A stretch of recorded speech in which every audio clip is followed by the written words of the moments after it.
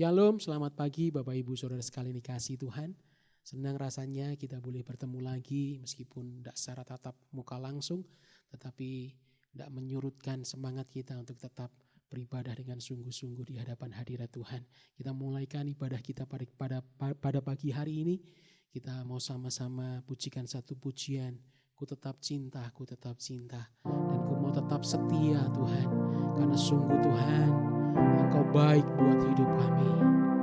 Haleluya.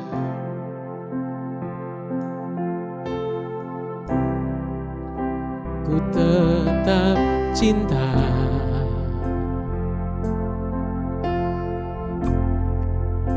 ku tetap cinta,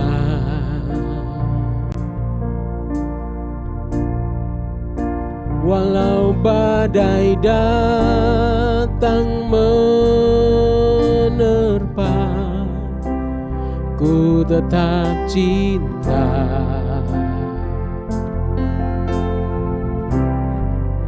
Ku tetap setia,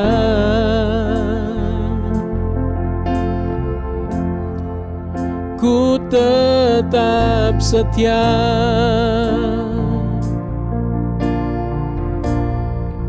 walau taufan datang menerpa, ku tetap setia. Men terlalu banyak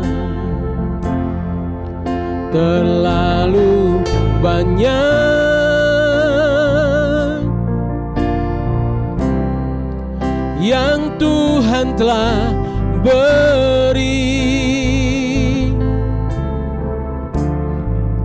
takkan mungkin ku balas dari apa yang ku miliki.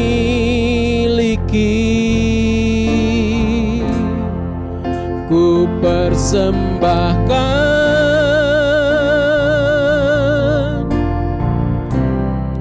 seluruh hidupku,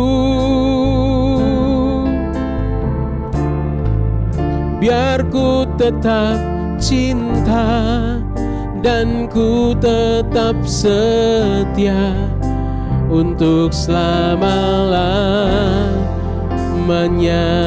Sungguh ku tetap cinta, ku tetap cinta,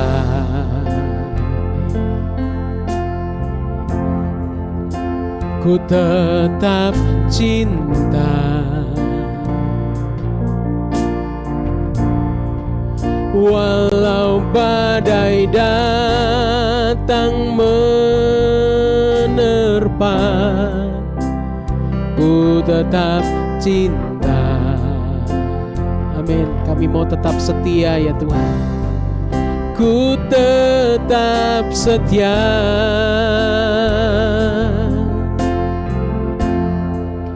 ku tetap setia. Men walau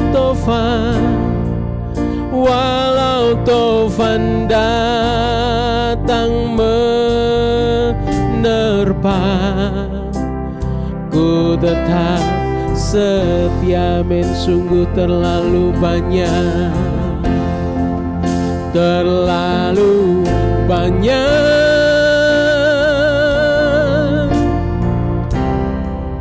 yang Tuhan telah beri, takkan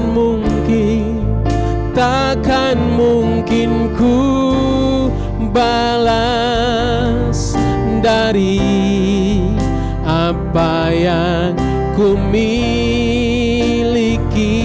Amin. Ku persembahkan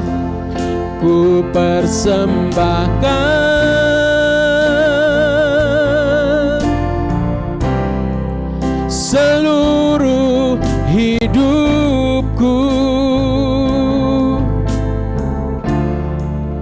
biar ku tetap cinta dan ku tetap setia untuk selama-lamanya. Men sungguh terlalu banyak ya Tuhan, terlalu banyak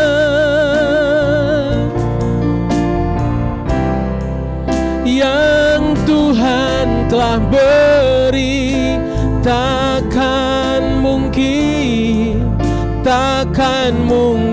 ku balas dari semua yang ku miliki. Ku persembahkan, amin, seluruh hidupku, seluruh hidupku.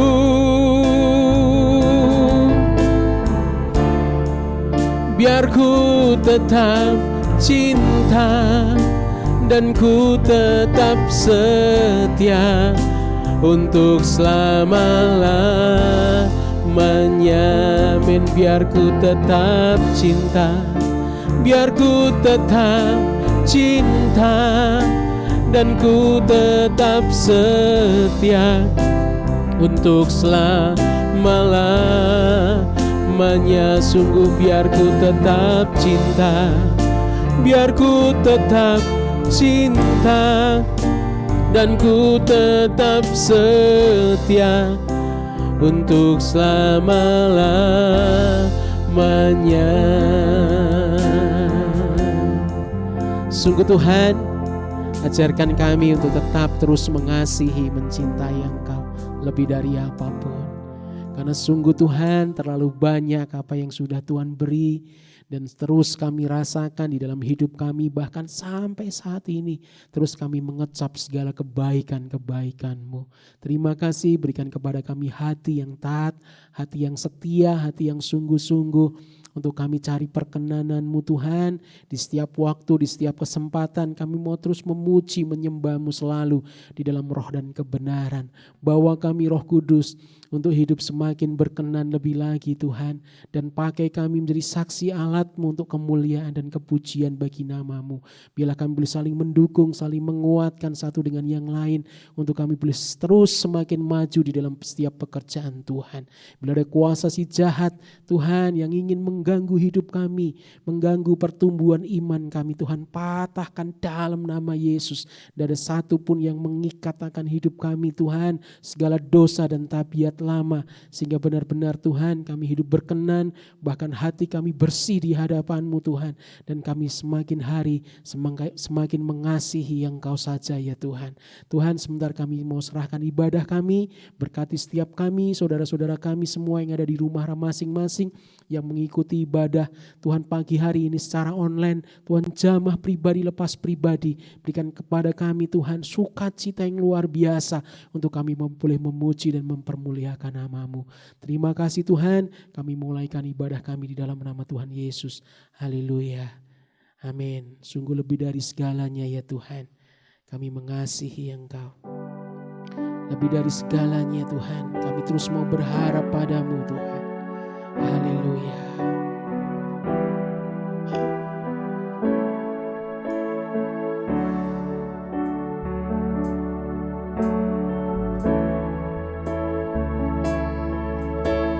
Lebih dari segalanya,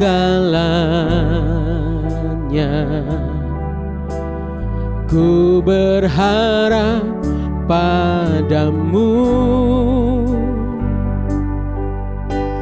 Lebih dari para penjaga, mengharap fajar pagi. Begitu rindu hatiku berada dekatmu. Alangkah dalam kasih-Mu memenuhi hidupku. Amin. Tenanglah, tenanglah jiwaku dalam naungan sayap-Mu,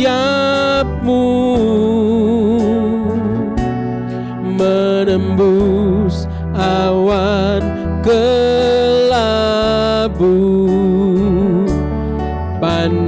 kemuliaan-Mu. Selalu, amin, ku rindu lekat dalam hati-Mu, mengikuti rencana-Mu. Yesus Tuhan Rajaku. Sungguh begitu rindu hatiku Tuhan, begitu rindu hatiku berada dekat-Mu. Sungguh alangkah dalam kasih-Mu, alangkah dalam kasih-Mu, memenuhi hidupku. Amin. Tenanglah, tenanglah jiwaku, amin, dalam naungan sayap-Mu, menembus awan kelabu. Pandang kemuliaan-Mu, amin, selalu, selalu ku rindu lekat dalam hati-Mu. Amin. Mengikuti rencana-Mu. Yesus Tuhan Rajaku. Sungguh tenanglah, tenanglah jiwaku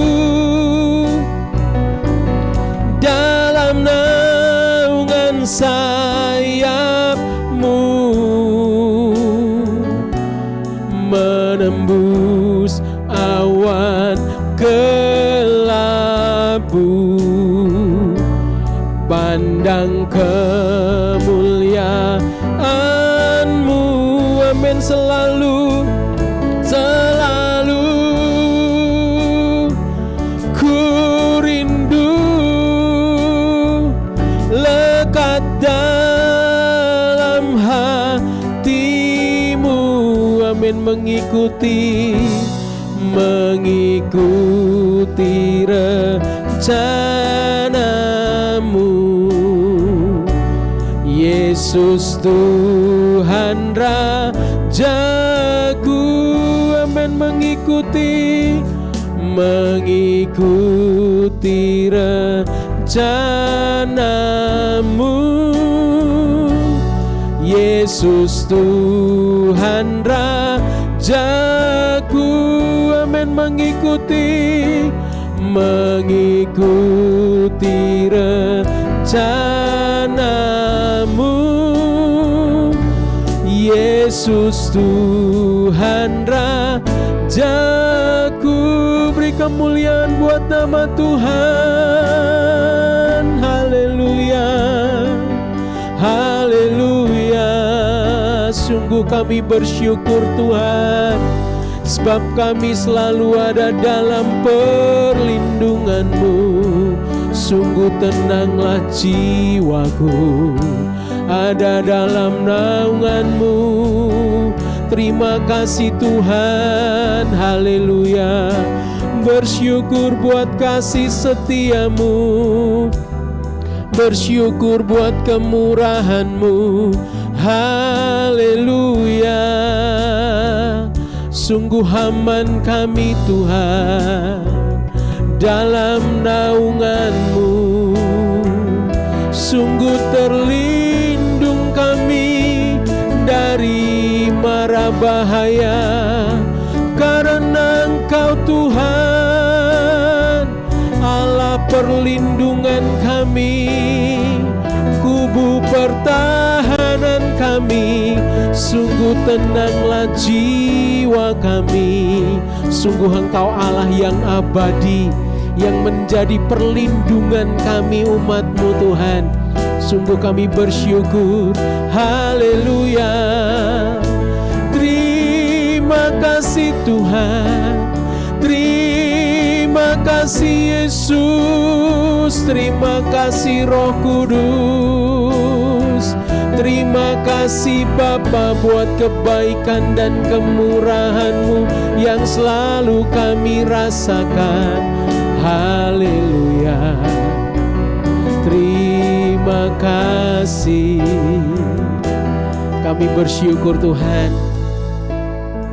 Sungguh Tuhan, tempat perlindungan kami adalah Allah yang sungguh dahsyat, Allah yang abadi. Itu tempat perlindungan kami. Tuhan, kota benteng kami adalah Engkau Tuhan, Allah yang maha tinggi, Allah yang maha suci, Allah yang maha mulia. Dan hanya Engkau satu-satunya Tuhan yang berkuasa, Tuhan, baik di bumi maupun di surga. Terima kasih Tuhan, siapa kami kalau kasih setia-Mu terus kami rasakan Tuhan dalam hidup kami. Bahkan tidak pernah habis-habisnya kami mengecap dan menikmati kemurahan-Mu. Terima kasih Tuhan, biarlah kesempatan yang ada kami mau pakai dengan sungguh-sungguh untuk kami boleh memuji dan mempermuliakan nama Tuhan. Terima kasih Tuhan, hanya dalam nama Tuhan Yesus kami berdoa dan mengucap syukur. Haleluya.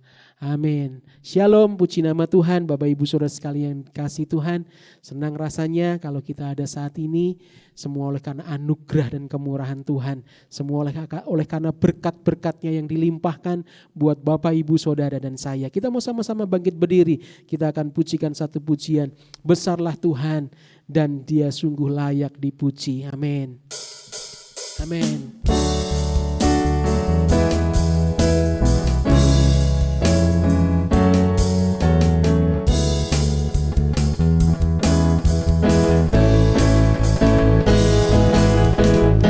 Besarlah Tuhan dan layak dipuji.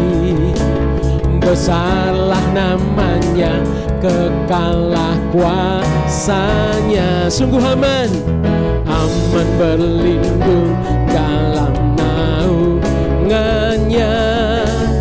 Sebab Allah di kita, di pihak kita. Besarlah Tuhan, besarlah Tuhan dan layak dipuji. Sungguh besar, besarlah namanya, kekallah kuasanya. Aman berlindung dalam naungannya. Dia Allah bagi kita, di pihak kita. Sama-sama katakan terpujilah, terpujilah Tuhan, terbukti kuasanya. Dia telah menunjukkan kasih-Nya pada kita. Sebab Tuhan telah bangkit menyayangi kita. Terpujilah Tuhan, terpuji namanya. Yesus Allah perkasa. Sungguh besarlah, besarlah Tuhan dan layak dipuji. Sungguh besar, besarlah namanya, kekallah kuasanya. Sungguh aman, aman berlindung dalam naungannya. Dia Allah bagi kita, di pihak kita. Men, terpujilah, terpujilah Tuhan, terbukti kuasanya. Dia telah menunjukkan kasih-Nya pada kita. Sebab Tuhan telah bangkit menyayangi kita. Men, terpuji, terpujilah Tuhan, terpuji, terpuji namanya. Yesus Allah perkasa, sungguh terpujilah Tuhan, terpujilah Tuhan, terbukti kuasanya. Dia telah menunjukkan kasih-Nya pada saya, sebab Tuhan telah bangkit menyayangi kita. Terpuji, terpujilah Tuhan, sungguh terpuji, terpuji namanya. Yesus Allah perkasa, amin. Yesus, Yesus Allah perkasa, sungguh Yesus, Yesus Allah perkasa. Beri kemuliaan bagi nama Tuhan yang paling meriah, Bapak Ibu Saudara sekalian dikasihi Tuhan. Sungguh Dia yang layak untuk saudara dan saya puji, karena Dia Allah yang maha tinggi. Sungguh terpujilah namanya, terpujilah sampai selama-lamanya. Silakan Bapak Ibu duduk, kita akan siapkan hati kita untuk kita boleh mendengar firman Tuhan. Kita akan pujikan satu pujian, Roh Kudus, Kau hadir di sini. Amin. Mengalir dalam setiap pujian kami. Berhembuslah Tuhan, menjamah setiap kami tanpa terkecuali, sampai hidup kami benar-benar baru di dalam Engkau. Roh Kudus, Kau hadir di sini, mengalir dalam pujian kami. Berhembuslah, berkaryalah, Roh Kudus, nyatakanlah sekarang. Roh Kudus, Kau hadir di sini, mengalir dalam pujian kami. Berhembuslah, berkaryalah, Roh Kudus, nyatakanlah sekarang. Amin. Roh Kudus, Roh Kudus, penuhi, Roh Yesus, urapi, jamalah setiap hati kami, mengalirlah sekarang. Sungguh Roh Kudus, Kau hadir di sini. Roh Kudus, Kau hadir di sini, mengalir dalam pujian kami. Berhembuslah, berkaryalah, Roh Kudus, nyatakanlah sekarang. Amin. Roh Kudus, penuhi, Roh Kudus, penuhi, Roh Yesus, urapi, sungguh jamalah, jamalah setiap hati kami, mengalir, mengalirlah sekarang. Sungguh Roh Kudus, penuhi, Roh Kudus, penuhi, Roh Yesus, urapi, amin. Jamalah setiap kami Tuhan, jamalah setiap hati kami, mengalirlah sekarang. Roh Kudus, penuhi, Roh Kudus, Jangan ada yang terlewatkan Tuhan. Roh Yesus, urapi jamah setiap kami, jamalah setiap hati kami, mengalirlah sekarang Roh Kudus. Roh Kudus penuhi, Roh Yesus urapi, jamalah setiap hati kami, mengalirlah sekarang Roh Kudus. Roh Kudus penuhi, Roh Yesus urapi, jamalah setiap hati kami, mengalirlah sekarang, mengalirlah sekarang, mengalirlah sekarang, mengalirlah sekarang, mengalirlah sekarang. Sikirana marama yase, kami sembah Engkau Yesus Tuhan, sebab sungguh tak adalah selain Engkau saja.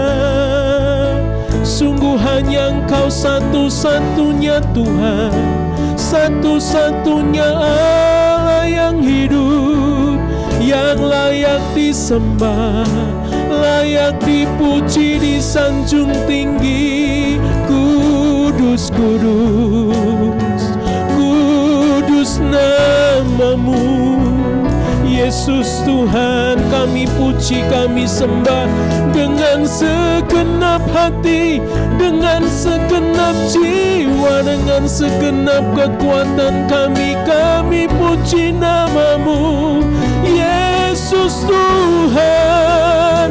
Haleluya. Sikirina nama ramaya sangkara patakara maramaya se, sikiriri nama ramaya sangkara patakara raya se. Terpujilah namamu kekal sampai selama-lamanya Yesus Tuhan. Hanya Engkau saja, hanya Engkau saja, sungguh satu-satunya Allah yang hidup dan berkuasa. Hanya Yesuslah satu-satunya jalan keselamatan dan hidup yang kekal. Haleluya. Sungguh Engkau juru selamat kami, Engkau penebus dosa kami Tuhan. Engkau yang layak dipuji, Engkau yang layak ditinggikan sampai selama-lamanya ya Tuhan. Biarlah hati yang tulus, hati yang suci, hati yang murni ada dalam setiap hati kami ya Tuhan. Untuk kami terus hidupi firman-Mu Tuhan, sehingga Tuhan firman-Mu menjadi dasar dari segala sesuatu yang kami lihat, kami dengar Tuhan, kami perkatakan, bahkan kami buat dan kami simpan dalam hati kami. Roh Kudus terus pimpin kami semuanya tanpa terkecuali Tuhan, untuk terus hidup di dalam kebenaran firman-Mu Tuhan. Tidak ada lagi dosa dan tabiat lama yang kami simpan ya Tuhan. Tidak ada lagi Tuhan pikiran-pikiran jahat dalam hati kami, dalam pikiran kami. Oh, semuanya Engkau yang bersihkan, supaya terus Tuhan pakai kami menjadi saksi-Mu, alat-Mu untuk kemuliaan bagi nama-Mu. Terima kasih Tuhan, biarlah Tuhan terus kami kuat untuk melayani Tuhan, semangat, dan sehingga Tuhan segala pujian hormat hanya bagi nama-Mu. Berikan kepada kami hati yang rendah hati yang tulus, hati yang murni di dalam kami Tuhan beribadah, di dalam kami melayani. melayani Engkau. Terima kasih Roh Kudus, sebentar kami akan mendengar firman-Mu, urapi hamba-Mu yang akan menyampaikan firman-Mu, sehingga firman-Mu boleh menjadi berkat buat setiap kami semuanya yang mendengar. Dan di dalam nama Tuhan Yesus kami berdoa, haleluya. Amin. Puji nama Tuhan, Bapak Ibu Saudara sekalian. Hari ini kembali kita mendengarkan firman Tuhan. Saudara, hari ini bulan-bulan Desember mendekati Natal. Minggu depan kita akan ada hari Natal di tempat ini, saudara. Hari ini kita akan mendengar firman Tuhan tentang kelahiran yang dinantikan.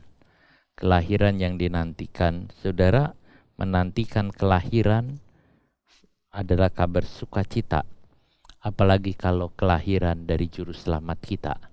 Tentu kita sangat sukacita. Saudara, Rasul Paulus menulis surat kepada jemaat di Galatia tentang kelahiran Yesus. Dia bicara soal waktu yang genap. Saya baca Galatia 4 ayat 4-5. Tetapi setelah genap waktunya. Tetapi setelah genap waktunya, maka Allah mengutus anaknya yang lahir dari seorang perempuan dan takluk kepada hukum Taurat. Ia diutus untuk menebus mereka yang takluk kepada hukum Taurat, supaya kita diterima menjadi anak. Saudara, kita akan lihat ayat ini dalam teks Yunani. Tetapi ketika penggenapan waktunya datang, Elten itu datang, topleroma, kegenapan waktunya, kronos, kegenapan waktunya datang, Allah mengirim putranya itu Huios, Allah mengirim putranya, dilahirkan dari seorang perempuan, Gunaikos, dilahirkan dari seorang perempuan, dilahirkan di bawah Taurat. Nah, itu ayat yang keempat. Saudara, kalau kita lihat kegenapan waktu, Tuhan Yesus lahir, saudara, pada waktu yang tepat. Pada waktu yang tepat, pada waktu yang udah genap. Saudara, nah, kita lihat itu yang ada. Jadi, saudara, dari segi apapun, sangat tepat. Yesus lahir tepat dari segi apapun, sangat tepat. Bukan hanya tepat, tetapi genap. Saudara, genap waktunya. Jadi Yesus lahir itu dengnya yang pas. Semua, tapi ini genapnya. Sebenarnya saudara, di Kejadian 3 ayat yang ke-15, kalau saudara baca, itu kan sudah ada perjanjian Tuhan dengan Adam dan Hawa bahwa akan lahir seorang anak laki-laki atau seorang anak yang akan menghancurkan pekerjaan iblis. Kejadian pasal yang ketiga akan ada perseteruan. Aku akan mengadakan permusuhan antara engkau dan perempuan ini, antara keturunanmu dan keturunannya. Keturunanmu akan meremukkan kepalanya dan kau akan meremukkan tumitnya. Ini saudara, permusuhan antara perempuan, benih perempuan dengan benih iblis, saudara, dengan pekerjaan iblis. Kita tahu ini adalah penggenapan atau nubuatan tentang kedatangan Yesus, kelahiran Yesus. Saudara, Adam dan Hawa menunggu janji ini sekian lama. Kalau dari Tuhan Yesus kira-kira mungkin 4.000 tahun lebih, saudara. Tetapi Yesus masih belum datang. Yesus belum datang. Mesias belum datang. Kemudian Allah menjanjikan tentang kedatangan Mesias kepada Daud. Ya, Allah menjanjikan tentang keselamatan kepada Abraham, Musa, saudara, tentang Yesus juru selamat. Tetapi masih juga belum, saudara. Kepada Abraham kita lihat Allah memiliki janji, kepada Musa, Samuel, ada Yesaya, Mika, dan banyak nabi-nabi menyinggung tentang Mesias yang dijanjikan. Tapi masih belum lahir. Mengapa? Karena waktunya belum genap. waktunya tidak tepat. Makanya saya katakan kata tepat dengan genap itu beda, saudara. Tepat itu waktu yang pas, tepat. Tapi ini enggak, ini genap. Alkitab bilangnya genap waktunya. Berarti kalau genap waktunya itu ya udah tiba, waktunya udah genap. Makanya disebut memakai kata kronos, genap waktunya. Nah, Yesus lahir, saudara, kira-kira tahun 4 sebelum Masehi. Tahun 4 sebelum Masehi Yesus lahir pada saat Kaisar Agustus memerintah di Roma dan Raja Herodes di Yudea, saudara. Saat itu di Kekaisaran Roma ada pergantian kekuasaan dari Julius Caesar kemudian sampai ke Kaisar Agustus. Mengapa kita menyinggung tentang Kekaisaran Romawi? Karena waktu itu Yerusalem, Israel dalam penjajahan orang Roma. Jadi kekuasaan orang Roma itu menjangkau jauh sekali. Sebelumnya adalah orang Yunani. Jadi beberapa lama, saudara, orang Israel dalam belenggu para penjajah. Sehingga orang Israel itu sangat rindu, sangat menantikan tentang kedatangan Mesias. Kedatangan Mesias itu sangat dinantikan oleh mereka, saudara. Itu yang ada. Jadi Yesus tuh datang itu pas genap waktunya, udah puncak-puncaknya bangsa Israel itu keinginan. Kalau kita lihat dalam sejarah, saudara, di dalam pemerintahan kekuasaannya Roma pernah terjadi juga pemberontakan karena bait Allah dirusak, bait Allah itu dinajiskan oleh mereka, sehingga orang-orang Yahudi begitu marah. Tetapi mereka kalah di dalam peperangan. Mereka kalah, saudara. Sehingga bait Allah pun pernah juga dihancurkan. Jadi saudara, hal itu membuat mereka sangat ingin ada raja, segala raja yang akan membebaskan mereka dari musuh. Nah, itu yang ada. Saudara, pada saat pemerintah mengadakan sensus, Yesus lahir 4 sebelum Masehi. Itu saat itu juga ada sensus yang diadakan oleh Kirenius, kalau kita lihat di dalam Injil Lukas. Lalu semua orang kembali ke asalnya. Jadi kita lihat di situ Maria dengan Yusuf kembali ke asalnya, yaitu Bethlehem, di tempat kelahiran Daud. Karena mereka adalah keturunan Daud, saudara. Dari Nazaret mereka jalan ke sana. Nah, jadi itu yang ada dan semua orang Israel sedang menantikan. Di pihak sisi lain, saudara, saat itu agama-agama, para filsafat tidak bisa memberikan jawaban yang pasti. Sehingga Yesus harus lahir.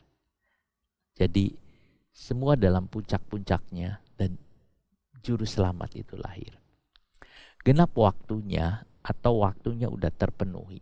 Saya memberikan misalnya contoh, saudara, yang dimaksud genap atau penuh itu begini. Seperti tempayan diisi oleh air sampai penuh. Pernah waktu peristiwa di Kana, Tuhan berkata kepada para pelayan, isi tempayan itu sampai penuh. Lalu tempayan itu diisi sampai penuh, saudara. Itu artinya penuh itu kalau dari waktu itu namanya genap. Jadi udah penuh, diisi, jadi sudah sampai puncaknya, sudah sampai penuh. Lalu Tuhan berkata, cedok dan air itu menjadi anggur. Setelah genap waktunya baru Tuhan bertindak. Ini juga demikian, setelah genap waktunya baru saudara lahir. Tuhan selalu menunggu kegenapan waktu. Tuhan selalu menunggu genap waktunya. Jadi momen yang tepat, ini paling tepat, saudara. Tuhan bisa mengatur dengan tepat kapan dan di mana. Bisa, saudara.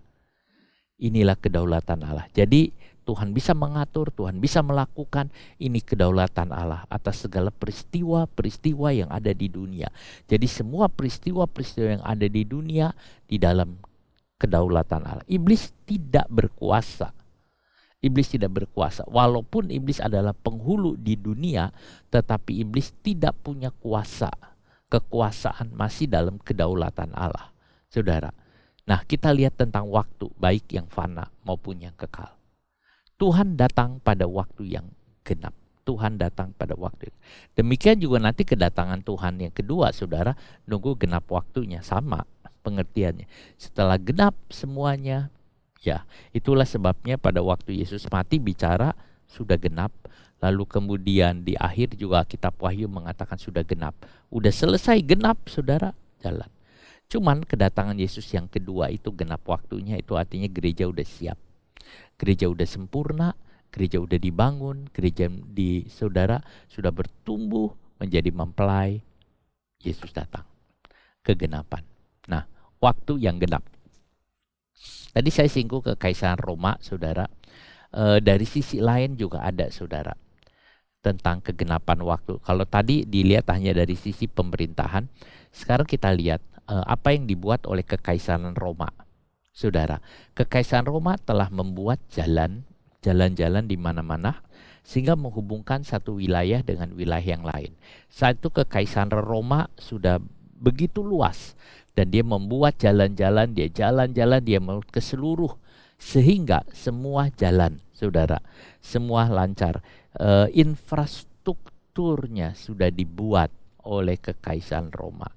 Infrastrukturnya sudah dibangun sehingga semua bisa jalan. Sama seperti, saudara, kalau sekarang kita udah banyak jalan tol yang dibuka, saudara, cepat ya kita jalan. Kalau misal mau kemana, secepat.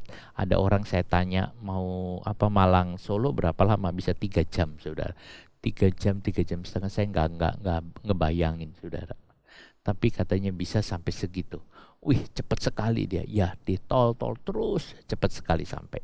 Saudara, kita lihat kekaisaran Roma membuat sistem jalan raya yang baik, semua bisa masuk. Nah, 2, bahasa Yunani telah dipakai luas di kekaisaran Roma, bahasa Yunani. Saudara, pada waktu Yunani menguasai, dia menerapkan kebudayaan Yunani dan bahasa. Bahasa Yunani dipakai di mana-mana, baik di dunia kedokteran, di dunia seni, di dunia apapun, banyak sekali. Nah, saudara, bahasa itu ada. Jadi kita lihat, saudara, Alkitab, kitab pun ditulis dalam bahasa Yunani, sehingga bisa jalan, infrastruktur sudah dibuka oleh orang Roma. Bahasa Yunani sudah menyebar kemana-mana, sehingga Alkitab pun memakai bahasa Yunani. Injil dengan cepat diberitakan. Itulah sebabnya pemberitaan Injil akan begitu cepat sekali, saudara. Terlebih nanti di akhir zaman, saudara, semua akan jadi serba cepat menjelang kedatangan Tuhan. Suatu waktu akan ada orang yang cepat sekali memberitakan Injil sampai kemana-mana. Itu kebangkitan, saudara, yang ada di antara orang percaya. Yang ketiga, orang Yahudi dalam puncak-puncak penantian Mesias. Tadi saya sudah singgung, saudara, mereka menunggu seperti Simeon yang sedang menunggu. Kalau kita baca, saudara, pada Lukas pasal yang kedua, kalau kita lihat Lukas 2:25, maka kita menemukan apa yang Simeon katakan. Adalah di Yerusalem seorang bernama Simeon, ia seorang yang benar dan saleh, yang menantikan penghiburan bagi Israel. Roh Kudus ada di atasnya. Ia menantikan penghiburan. Saudara, itu. Jadi pada waktu yang tepat sudah pas, Tuhan mengutus putranya. Bapa mengutus putranya. Yesus turun, datang, menjelma menjadi manusia. Firman itu menjadi manusia, tinggal di antara kita. Itu pada waktu yang pas, tepat sekali, saudara. Nah, Yesus lahir pada waktu yang tepat. Manusia tidak bisa tepat. Allah tepat dalam segala hal, bahkan genap. Kalau Allah sudah bilang segini, ya segini, saudara. Allah genap. Manusia ingin tepat waktu, mereka mempunyai jam, saudara. Ada jam, saudara, jam dinding, jam tangan, jam di HP, jam digital, ada banyak jam. Saudara juga memiliki jam, tetapi masih tetap tidak bisa tepat. Walaupun sudah punya jam, saudara, masih tetap saja tidak tepat. Ya, itulah manusia, tidak mungkin bisa tepat, saudara. Nah, Tuhan pasti tepat. Ada nggak sesuatu yang terlambat? Apakah Tuhan bisa telat? Enggak. Apakah Tuhan bisa datang terlambat? Tidak. Tidak bisa Tuhan datang terlambat. Manusia seolah-olah mengatakan terlambat, tetapi Tuhan tidak bisa terlambat, saudara. Tuhan selalu datang tepat pasnya. Dalam kasus Lazarus yang mati, saudara, lalu sampai dikubur 4 hari, Yesus diundang pada waktu Lazarus sakit. Dan pada waktu Yesus datang, Lazarus sudah mati, bahkan sudah dikubur. Apakah itu Yesus terlambat datang? Tidak. Menurut manusia, Yesus terlambat datang karena sudah dikubur. Tetapi bagi Yesus tidak ada masalah. Mau dikubur selama 4 hari, mau dikubur 1 minggu, mau dikubur 1 bulan. Kalau Tuhan mengatakan bangun, ya bangun. Jadi tidak ada waktu yang bisa mengikat atau mengatur, saudara. Yesus bicara, Lazarus keluar. Lalu Lazarus keluar, saudara, kita lihat. Jadi kita melihat hal ini, walaupun sudah masuk ke kuburan, saudara, tetapi tetap tidak telat. Tuhan itu, saudara, kemarin sama besok sama aja. Bingung kan? Bagaimana mungkin kemarin, hari ini, besok sama aja? Ya karena Tuhan tidak berubah. Nah itu yang ada, itu nggak bisa masuk logika. Tapi ya seperti itulah. Mungkin nanti ada hukum-hukum lain tentang kekekalan, saudara. Jadi Tuhan itu punya rencana, punya waktu. Tuhan ada, Yesus lahir sangat tepat, saudara. Ya, kita beruntung kita lahir, Yesus sudah lahir dulu. Paulus bilang dilahirkan dari seorang perempuan. Maria dipilih oleh Tuhan untuk melahirkan Yesus, seorang yang saleh. Dari Nazaret, Maria dipilih Tuhan. Banyak perempuan yang namanya Maria waktu itu. Ada Maria Ibu Yoses, ada Maria Magdalena, ada Maria Salome, ada banyak nama orang Maria. Tetapi yang dipilih hanya Maria satu yang di Nazaret.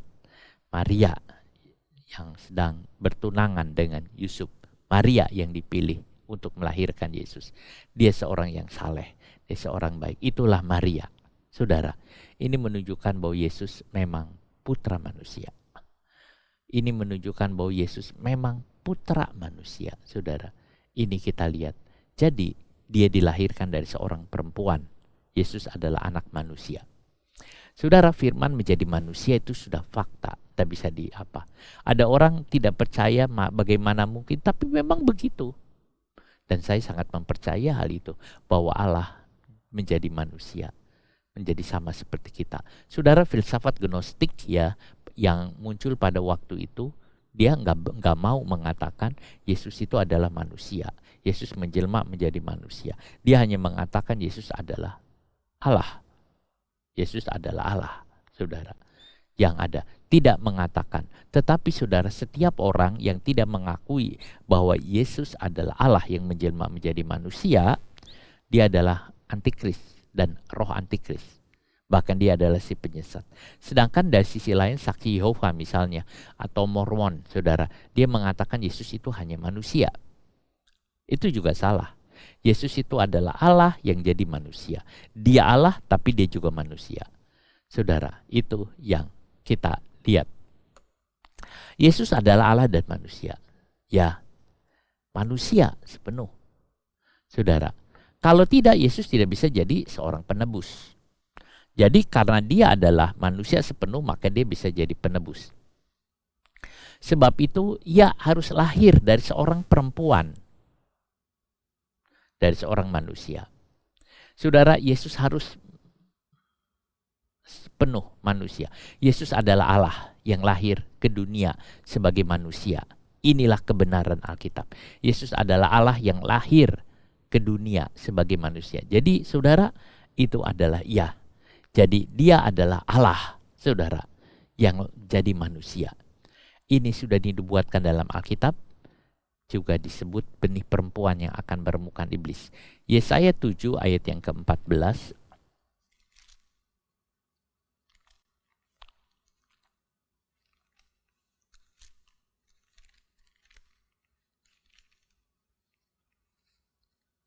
Sebab itu Tuhan sendirilah yang akan memberikan kepadamu suatu pertanda. Sesungguhnya seorang perempuan muda mengandung dan akan melahirkan seorang anak laki-laki, dan ia akan menamai dia Immanuel. Seorang perempuan, seorang gadis, seorang perawan, dia akan melahirkan seorang anak laki-laki. Saudara, luar biasa.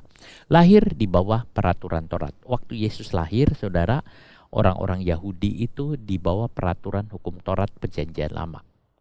Nah, ini menunjukkan Yesus lahir sebagai orang Yahudi. Maria dan Yusuf itu orang Yahudi.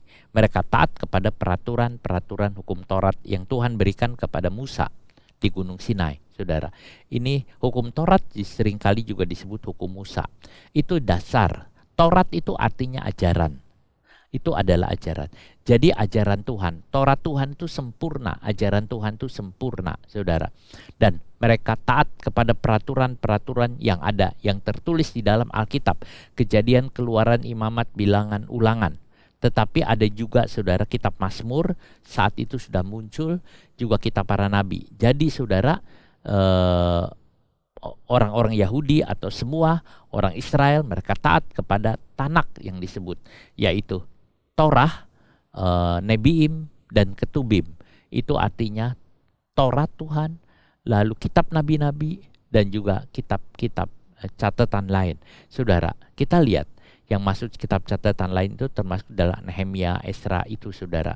Nah, kita lihat Yesus lahir dalam ketaatan yang sempurna, taat sempurna terhadap Taurat dan peraturan yang ditetapkan dalam Perjanjian Lama. Taat sempurna, saudara.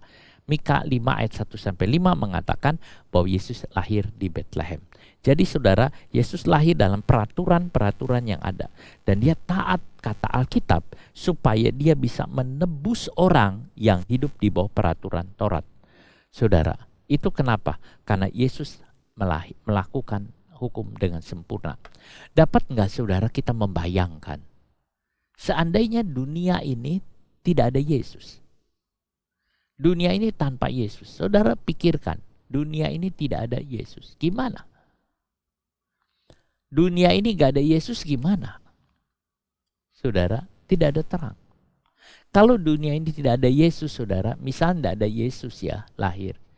Dunia ini seperti, barbar semua, saudara. Barbar semua. Misal di Tiongkok, di Irak, Babel, lalu kemudian di daerah-daerah lain semua barbar semua, gelap. Apa jadinya? Mungkin penemuan-penemuan tidak muncul. Karena banyak penemuan-penemuan sudah diilhami oleh Alkitab, oleh firman Tuhan. Banyak penemuan-penemuan yang diilhami oleh Tuhan sendiri, saudara. Apa jadinya sejarah tanpa Yesus? Tanpa Yesus. Bukannya kita mengatakan tanpa Yesus tidak ada Natal, oke. Tanpa Yesus tidak ada Paskah. Tanpa Yesus bukan hanya sekedar itu saja. Tidak ada perdamaian. Karena damai sejahtera muncul dari Yesus. Saudara lihat banyak orang-orang Kristen yang mereka tetap memelihara perdamaian. Saudara lihat perdamaian. Tanpa Yesus tidak ada sukacita. Damai sejahtera, shalom gak ada. Semua gak ada. Apa jadinya hidup kita tanpa Yesus? Tidak ada damai. Semua perkelahian, amarah. Tanpa Yesus semua dalam kegelapan. Semua gelap. Semua dalam kegelapan. Saudara, itu yang ada. Dunia tanpa Kristus akan menjadi dunia tanpa harapan. Dunia tanpa Yesus akan menjadi dunia tanpa harapan. Tidak ada pengharapan sama sekali. Itu yang ada. Dunia tanpa Yesus. Saudara, Yesus itu ada. Jadi karena kelahiran Yesus, dunia berubah. Baru Yesus lahir aja malaikat di sorga sudah berseru, damai di bumi, damai di bumi. Saudara, kalau tidak ada Yesus lahir, tidak ada damai di bumi. Saudara, Yesus Raja Damai. Perjalanan Yesus itu sangat jauh. Kadang-kadang saya merenungkan perjalanan Yesus. Pada waktu Maria hamil, Maria dari Nazaret berjalan ke Bethlehem, mungkin kira-kira 80 mil. Menurut beberapa catatan mengatakan diperkirakan berjalan lamanya 1 minggu perjalanan. Dan mereka berjalan perlahan-lahan. Maria sangat lelah. Dengan Yusuf dia berjalan kaki ke Bethlehem. Dia jalan terus. Ya mungkin kalau ada keledai, tapi kalau enggak ya mungkin mereka jalan perlahan-lahan, saudara. Sampai di Bethlehem. Cukup ya lama, 1 minggu. Mungkin nanti tidur di mana, di perjalanan, terus jalan lagi dengan bayi yang ada dalam perutnya yang hampir melahirkan. Cukup jauh. Setelah mereka sampai di Bethlehem, mereka tidak menemukan hotel yang baik dan mereka akhirnya melahirkan Yesus di kandang hewan. Itu di mana Yesus lahir.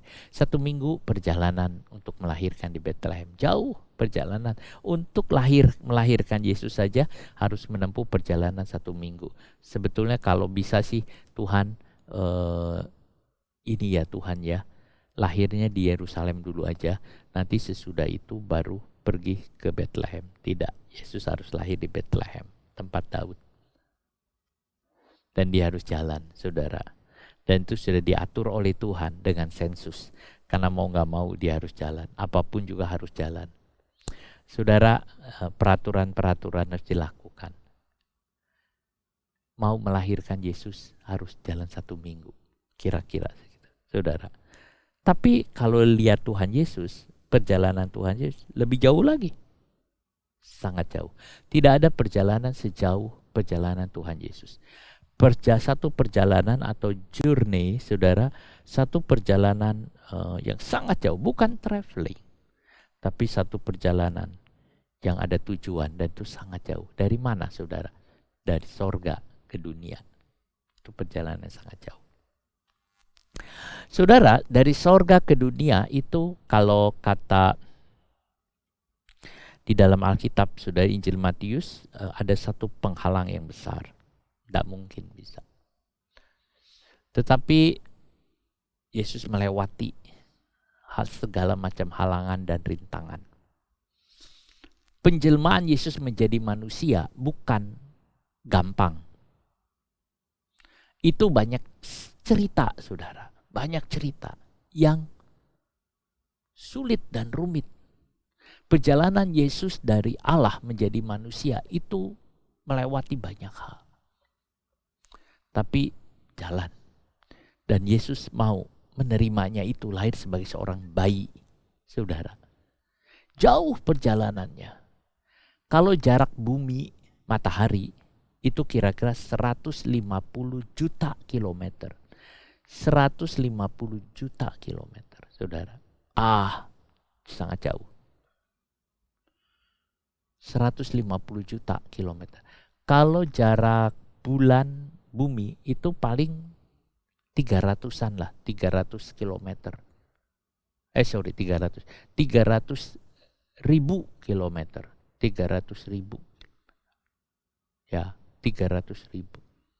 Tapi ini 150 juta kilometer. Saudara, ini jarak yang sulit bisa dilewati. Sebab apa? Sorga bumi itu sangat jauh. Sorga bumi itu sangat jauh. Tetapi Yesus mau melakukannya. Rintangan yang besar apapun dia lewati dan dia mau. Karena satu, kasih. Di bumi Tuhan Yesus 3,5 tahun. Dia hidup bertumbuh sebagai manusia biasa, bukan sebagai manusia super. Kalau komik yang ditulis oleh Marvel, saudara, Superman dari planet Krypton dia turun menjadi manusia super. Makanya disebut Superman. Tapi Yesus bukan Superman. Yesus adalah manusia biasa. Walaupun dia Allah, dia manusia biasa. Saudara, setelah jadi manusia perjalanan jauhnya masih belum selesai. Dia harus jalan lagi. Dia harus masuk ke alam kubur, Hades. Dalam kematiannya, melalui kematian dia harus lewati. Lalu dari Hades Dia kembali ke bumi karena di Hades hanya 3 hari kembali ke bumi. Setelah 40 hari di bumi, dia langsung naik ke sorga, balik lagi, duduk di kanan Bapa. Lihat saudara, pergi ke bumi, balik lagi. Jadi kita lihat Yesus turun ke bumi, balik lagi. Itu perjalanan yang sangat jauh. Dan misi Tuhan Yesus berhasil. Ini perjalanan yang luar biasa dan menghasilkan perkara yang luar biasa. Banyak hal-hal yang ajaib, yang luar biasa terjadi. Yesus luar biasa, kelahirannya itu yang ada. Berapa jauh perjalanan kita dalam mengikut Yesus? Saudara ikut Yesus sudah berapa jauh? Berapa jauh jarak dari rumah saudara ke gereja? Gak ada apa-apanya. Ada jemaat mungkin paling jauh rumahnya di Lawang. Ada lagi yang dari Batu ke gereja. Wah jauh, memangnya jauh saudara. Cukupan lah. Mungkin 45 menitan lah. Tapi dibandingkan dengan Maria dan Yusuf saja, belum ada apa-apa. Apalagi saudara dibandingkan dengan perjalanan Tuhan Yesus yang mencintai kita. Sangat jauh. Kadangkala saudara dalam perjalanan kita hanya selangkah saja ke gereja gak mau datang. Hanya selangkah dari tempat tidur ke gereja. Terasa jauh. Mengapa? Padahal dekat saja. Kok terasa jauh? Karena kehilangan cinta. Hal yang dekat, kalau diambil cintanya, menjadi sangat jauh. Tapi yang jauh, kalau disertai cinta, pasti dekat. Karena kasih mendekatkan. Walaupun jauh, sejauh langit dan bumi. Tetapi karena kasih Tuhan, dia juga menganggap itu dekat. Sebab itu Tuhan ada bersama kita. Saat Anda melakukan perjalanan Natal bulan ini, Desember mungkin saudara mau pergi kemana, renungkan perjalanan Yesus buat kita. Mungkin saudara mau berlibur kemana. Ingat ini, dia datang dari sorga ke bumi untuk mati buat kita. Menyediakan keselamatan melalui kematiannya di kayu salib. Dan kebangkitan yang mulia. Hanya cinta yang membuat jarak jauh menjadi dekat. Saudara, itulah kasih. Jadi kelahiran Yesus yang saudara akan terima dalam hati membuat saudara dipenuhi oleh cinta. Sehingga cinta itu yang membuat semua jadi dekat, baik. Ayat yang kelima, supaya dia, Tuhan, dapat menembus mereka yang ada di bawah Taurat, sehingga kita dapat menerima adopsi sebagai anak. Ini ILT mengatakan begini, Indonesia Literal Translation, supaya dia dapat menebus mereka yang ada di bawah Taurat. Nah, di bawah hukum Taurat. Saudara, Yesus lahir dari seorang perempuan yang taat kepada Taurat Tuhan. Ya, saudara, taat pada Taurat. Taurat itu ajaran, demikian juga Yesus taat kepada ajaran. Jadi bukan hanya Maria Yusuf saja, Yesus juga walaupun dia Allah, dia belajar taat kepada ajaran atau kepada Taurat Tuhan. Dia taat, dia menghormati, dia lakukan semua. Bahkan Tuhan melakukan dengan sempurna, dengan sebaik-baiknya. Yesus bisa menjalankan hukum Taurat. Taurat diberikan Tuhan kepada orang Yahudi. Orang Yahudi mendapat Taurat, saudara, supaya tahu mana yang benar dan mana yang salah. Tanpa Taurat kita tidak tahu tentang dosa. Taurat yang memberitahu tentang dosa. Adanya hukum Taurat, saudara. Walaupun ada juga orang yang non-Yahudi, mereka tidak ngerti Taurat, saudara. Mereka tidak paham adanya hukum bahwa mencuri itu adalah dosa. Mereka tidak tahu berzina adalah dosa, saudara. Sebab tidak ada hukum. Orang Yahudi tahu berzina adalah dosa, melawan Tuhan. Mencuri adalah dosa. Saudara, agama-agama suku yang tidak mempunyai kitab, mereka tidak mengakui itu. Sehingga mereka berzina, berbuat semau mereka sendiri, membunuh.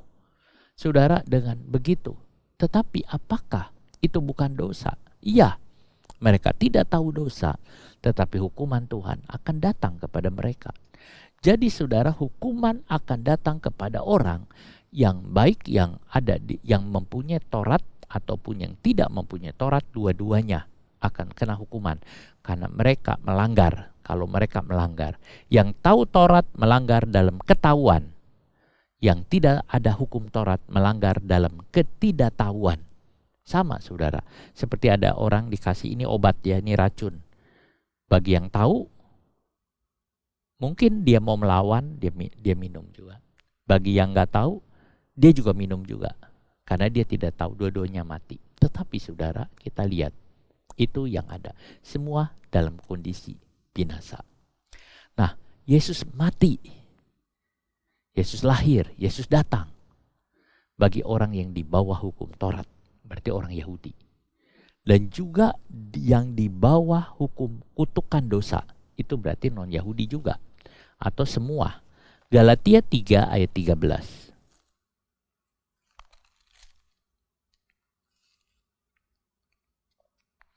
Kristus telah menebus kita dari kutuk hukum Taurat dengan jalan menjadi kutuk karena kita, sebab ada tertulis, terkutuklah orang yang digantung pada kayu salib. Yesus telah menebus kita dari kutuk, saudara. Nah, kita lihat. Jadi, sehingga orang yang percaya kepada Yesus akan memperoleh kehidupan yang kekal. Jadi saudara, baik orang yang di bawah peraturan hukum Taurat maupun yang tidak, duanya binasa, Tuhan mau menebus mereka.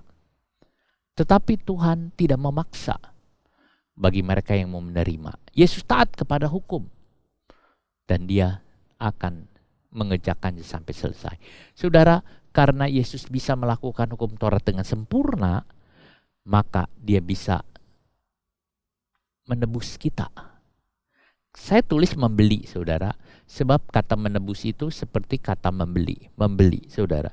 Kita dibeli, kita ditebus menjadi budaknya, menjadi hambanya. Yesus adalah pembeli. Seperti dia Yesus jalan-jalan, saudara. Dia melihat, dia beli. Dia bayar harganya. Yesus telah membeli saudara. Kita sudah dibeli dengan harga yang tunai, kata 1 Korintus. Dengan harga yang tunai dibayar, saudara. Yesus sudah membeli saudara. Yesus sudah membeli. Jadi kita lihat Yesus membeli saudara. Nah, saudara, itu yang ada. Sehingga kita menjadi milik Tuhan. Menebus, kalau kita lihat bahasa Yunani, exagorazo itu menebus. Menebus ini, saudara, ini istilah perdagangan. Karena kata exagorazo itu dari kata ek dengan agorazo.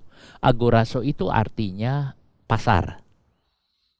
Pasar itu biasanya, saudara, zaman dulu ya kadangkala nggak rutin ya, bisa seminggu 2 kali.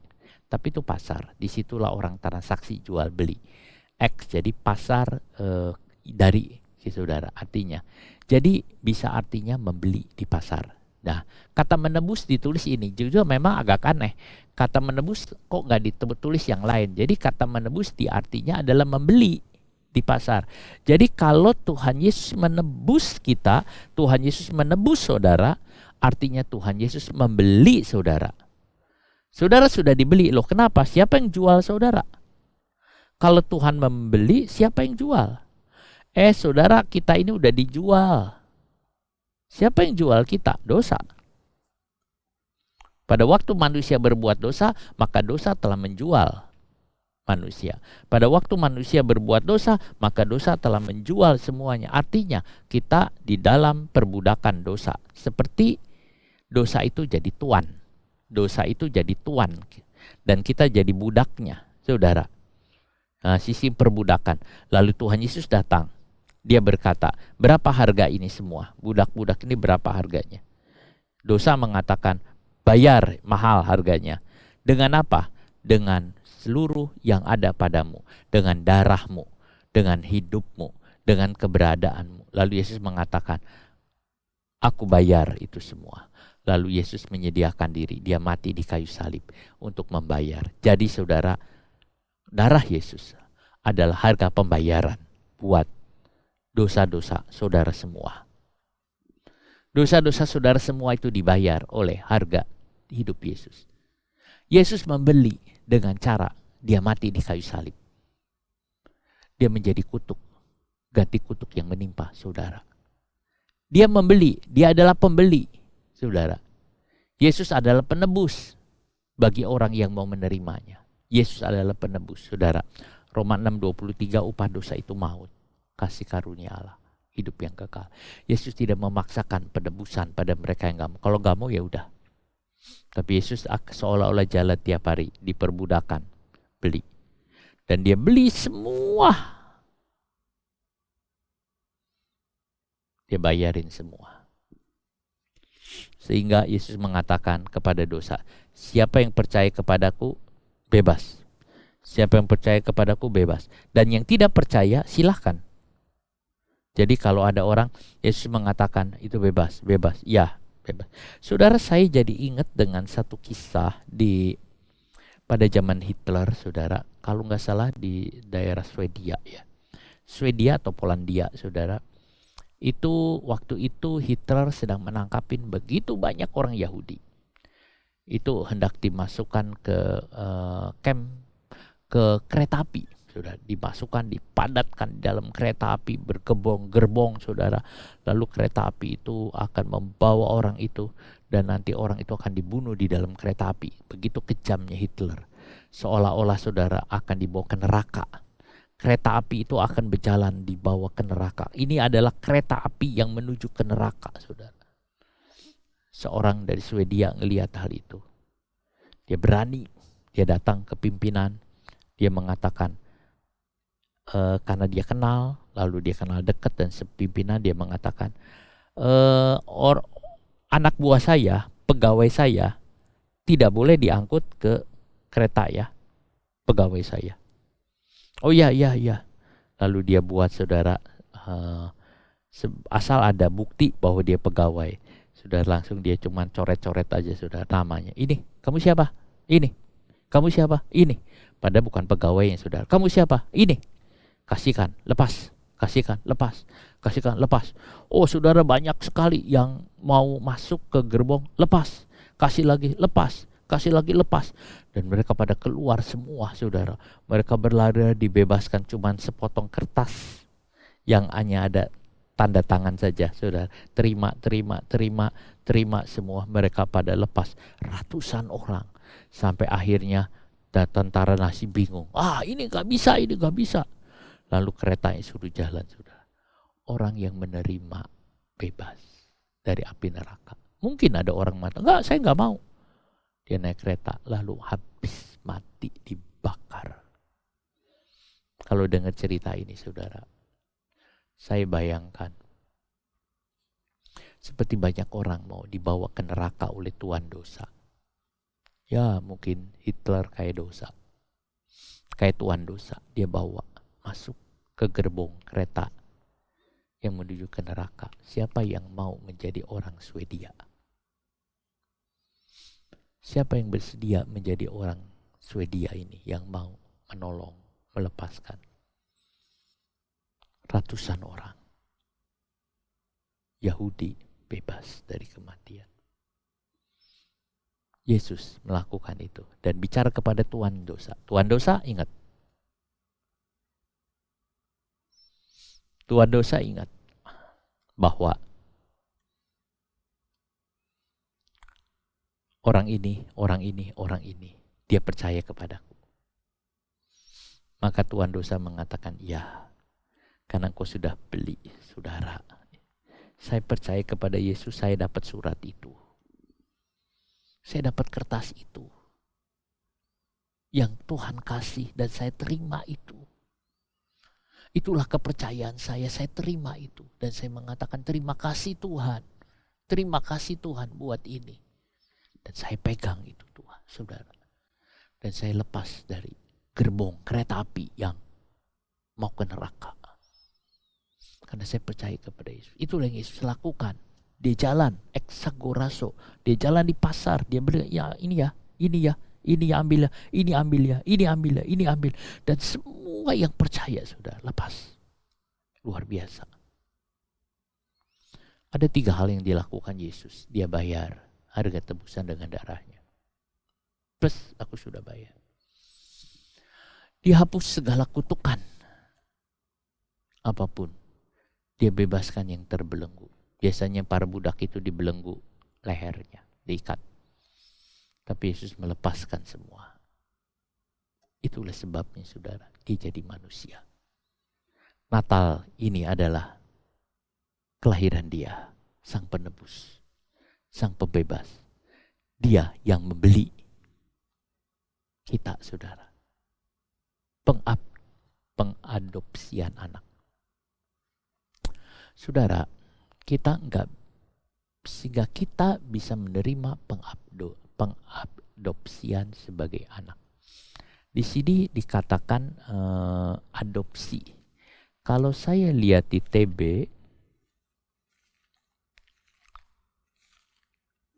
Galatia 4 ayat yang ke-5,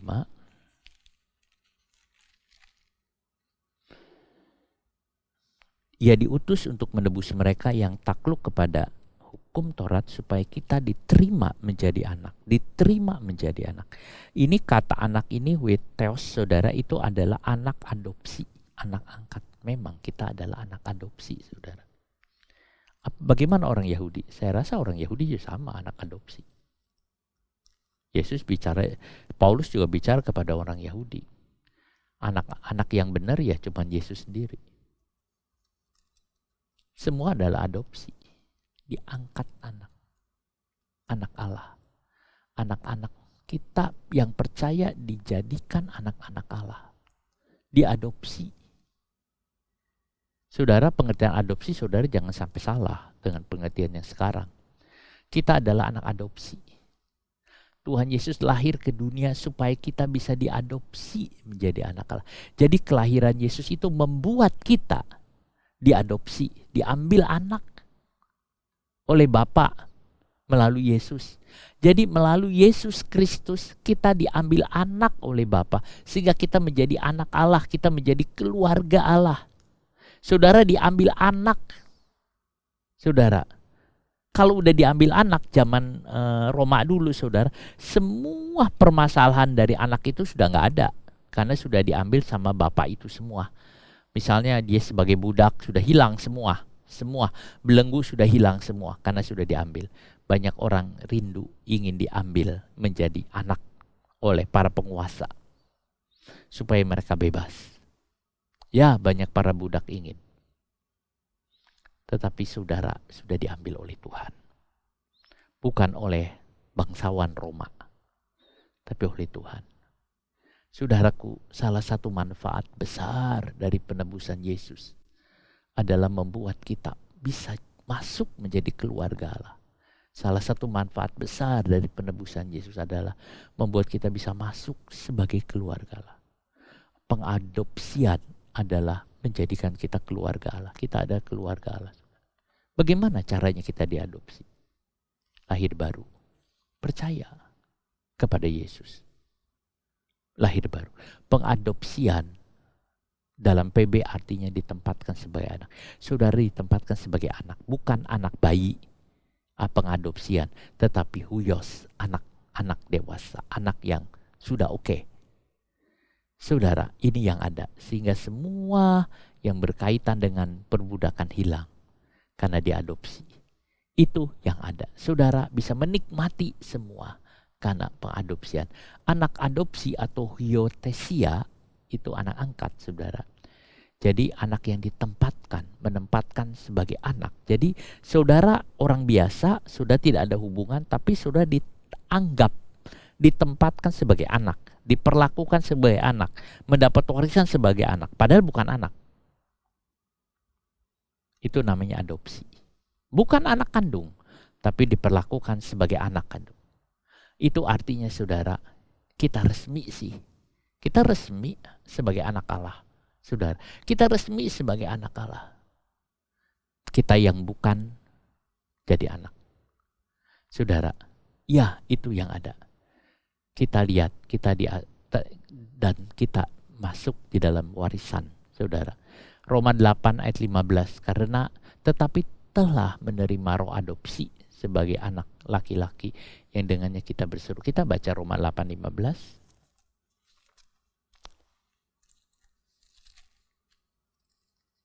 Sebab kamu tidak menerima roh perbudakan. Jadi roh perbudakan hilang karena adopsi itu, yang membuat kamu menjadi takut lagi.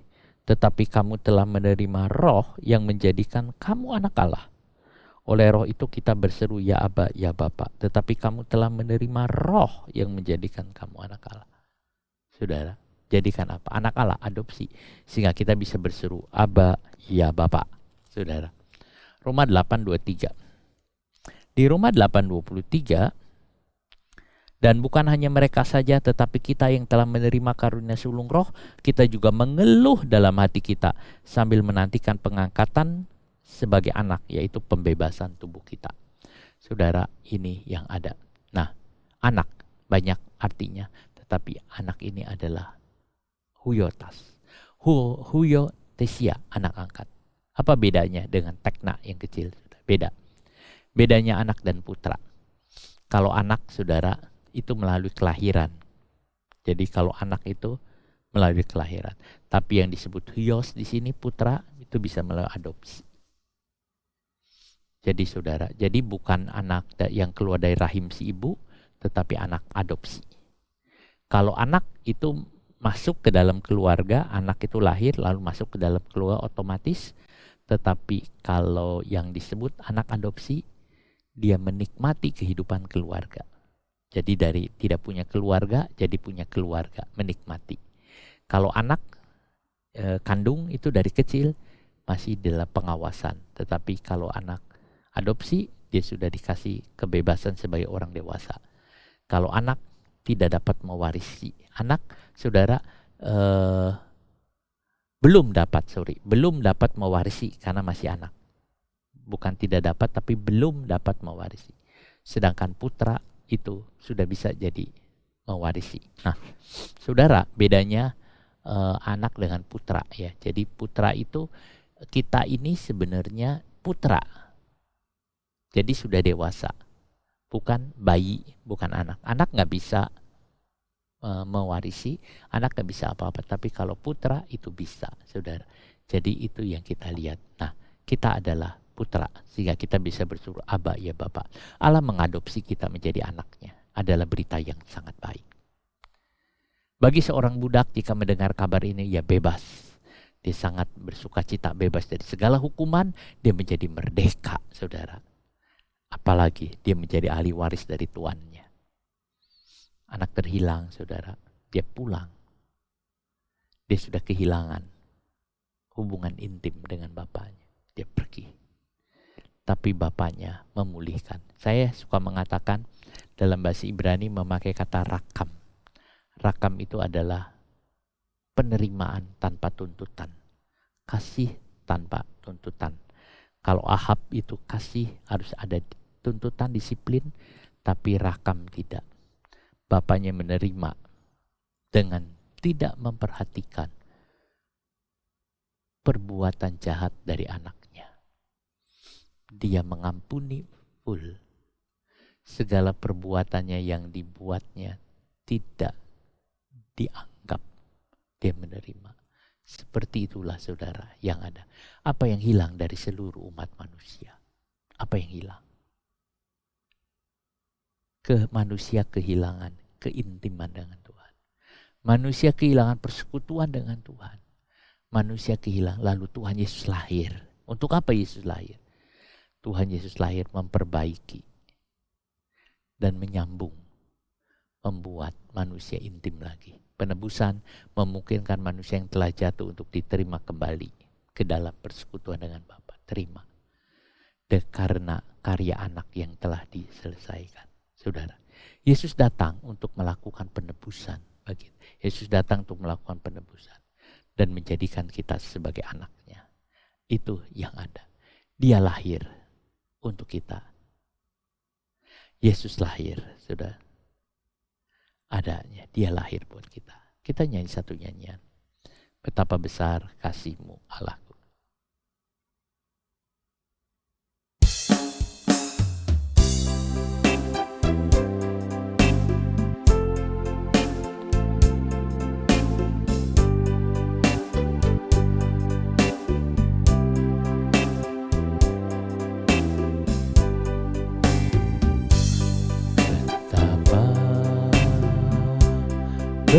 besar kasih-Mu Allahku, sehingga Kau berikan Yesus padaku, supaya aku tidak binasa, melainkan beroleh hidup yang kekal. Ku sembah Kau, ku sembah Kau, Yesus yang layak untuk ku sembah. Ku sembah Kau,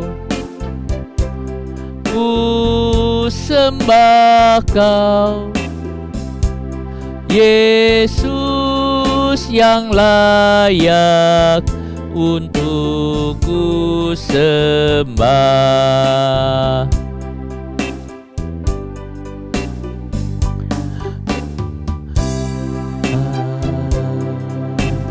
Besar kasih-Mu Allahku, sehingga Kau berikan Yesus padaku,